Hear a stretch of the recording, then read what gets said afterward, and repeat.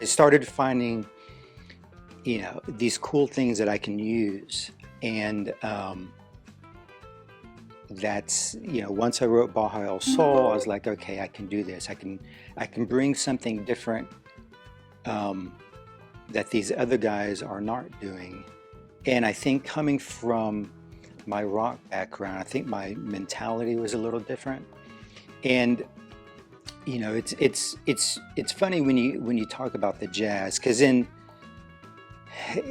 some ways, when I was just a gigging guitarist in restaurants and I was doing the Spanish stuff, it was at a disadvantage that I didn't know the jazz standards, because there are guys that can open up the real book or the fake book and just play songs and read down and bebop and swing and do all of this stuff. And I couldn't, and I didn't know how. And I was like, well, then I was lamenting, yeah, maybe I should have just stuck through the jazz thing.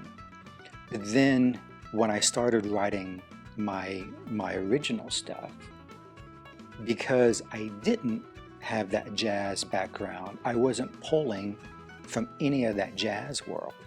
So I was pulling in from, I had discovered Gypsy Jazz. Love Gypsy Jazz. Some of the best guitarists in the world are Gypsy Jazz guitarists.